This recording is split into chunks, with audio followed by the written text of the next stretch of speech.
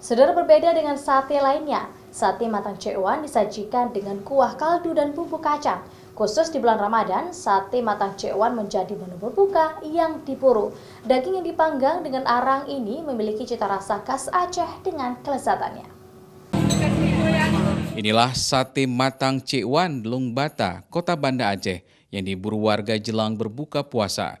Daging kambing yang ditusuk lalu dipanggang ini berbeda dengan sate lainnya. Sate ini dicampur dengan bumbu kacang khas Aceh.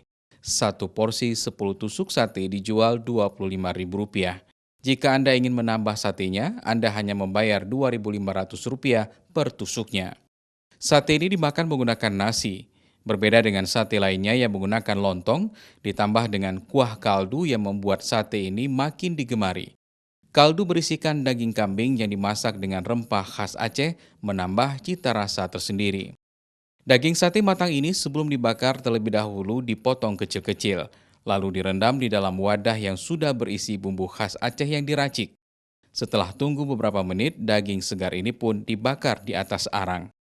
Sate matang Cekwan diburu karena kelezatannya.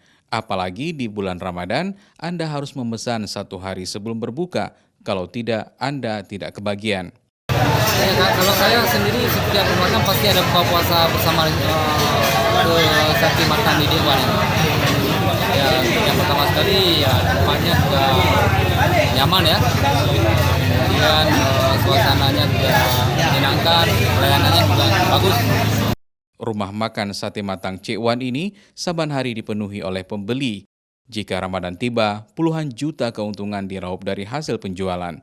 Di tengah pandemi COVID-19, tak jarang para pembeli memilih membawa pulang satenya. Ada juga yang memilih buka puasa bersama di warung yang sudah berdiri 25 tahun lalu ini. Kelezatannya membuat pelanggan sate matang Cekwan semakin betah. Bagi Anda yang belum pernah mencoba, mari singgah dan nikmati. Davi Abdullah, Kompas TV, Banda Aceh.